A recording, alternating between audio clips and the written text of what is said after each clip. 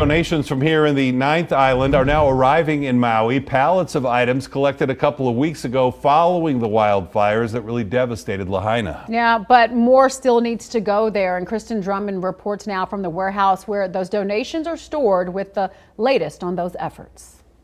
These pallets with boxes stacked, wrapped and ready to go. The last of the items shipping out to Maui. The man leading the donation drive from here recently returned from the island, making sure what the Las Vegas community is sending over is helping those impacted by the wildfire. As long as everybody gets what's needed. Inside a former church on Maui, volunteers unpack donations from Las Vegas. Now, shipping containers pull up, bringing food, cases of water, and other essentials from the 9th Island. First container landed yesterday, another one landing today. So we got two 45-footers on land at the warehouse unloading, waiting on about 9 more. Keeping track of it all is Jai Alboro, the owner of 9th Island Kava Lounge on Rainbow near Russell. What have these last 2 weeks been like for you? It's been quick pace, fast going, a lot of ups and downs, but a lot of the big hurdles are done. You know, we got it all situated. Alboro not only organizing the donation drive here, but flying to Maui last week to coordinate the items arriving while seeing the devastation in his hometown of Lahaina, taking video on his phone of the damage from the wildfire. Seeing the property, seeing where I grew up, where a lot of us grew up, a lot of my friends, it was very sad. But all we can do is stay strong for all the families there and let them know we're all there to help them rebuild. Turning his focus instead to hope, working with the team on the island to aid those who need help. They're getting everything situated.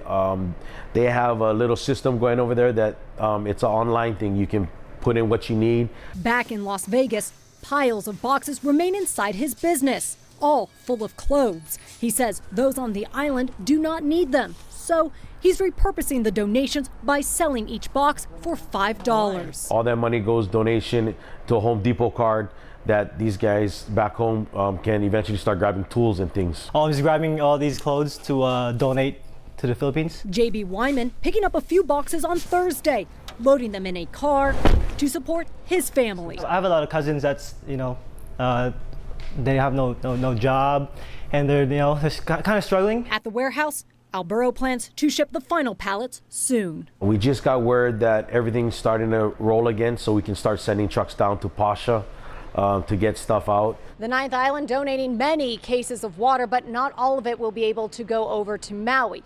So to continue helping those impacted by the fire, Alboro plans to sell bottles at upcoming events here in the Las Vegas Valley to raise funds for those impacted by the wildfire on the island. It was billed as a way to help put the commercial center on East Sahara back on the map. It's a former Vegas hotspot that's seen better days. That's right. Clark County put together a large block party in what it said was going to be an effort to support the small businesses in that area. But instead, it turned into a controversial, unofficial launch to EDC weekend with DJ Deadmau5 performing. Business owners said that they were fenced out, lost business, and as News 3 was the first to report, county leaders then criticized their own constituents for raising these concerns. How can you do that to business owners who work so hard, not to mention the fact that we were some of the lucky ones. We survived the pandemic. Well, with emails also revealing Commissioner Tick Segerblum calling them ungrateful miscreants, he went on to apologize right here on News 3. And now we're getting the full breakdown of how much money was actually poured into this event through a public records request. Our Brett Forrest has been following this since the beginning, and he brings us the very latest in his investigation. I put a public records request in with Clark County in May, and it took almost 2 months to get back. This piece of paper here may not look like much, but it shows exactly how much was spent on that controversial block party. That is insane. Really? This is what you wanted to do with that kind of money? The final price tag of May's commercial center block party paid for by Clark County. Over $500,000. $543,681.06 to be exact. There's so many things that we could do with $500,000 other than a parking lot party. $50,000 for a company called Dream Entertainment, providing a DJ wall and live broadcast. The headlining artist, Deadmau5, receiving another $50,000 for his 1-hour performance. And LV Entertainment Production getting $113,000 for the 4-hour event. They were talking, $20,000, $30,000 for a nice little block party, and now I'm just scratching my head. The county had hoped for over 10,000 people that night. Ultimately, only 4,500 showed. And some of the businesses here tell me they have not gotten new customers in the 3 months since, but still, county leaders are saying it was worth it. And at the time, it was like, wow, that's a lot of money. But if you look at the exposure that we gave to the commercial center and the interest we've gotten since then, you couldn't spend any money more effectively than this. The money coming from multiple sources. Community engagement funds that each commissioner gets every year to promote the community. Redevelopment funds typically used to put into a redevelopment area like commercial center. And Parks community engagement funds, which were used since this party took place in a county parking lot. The truth is, it's just a little pocket of gold there that we were just or a diamond in the rough that we were trying to expose, and we have. The event put on with Commissioner Ross Miller as well, who just last week touted the party's success. Ultimately, we fenced it in. Metro had an enormous presence, but it was a tremendous success. Participation of over 50 commercial center merchants. By the way, the price tag for that Metro presence, $69,000. I just don't see that anything's really improved from the party.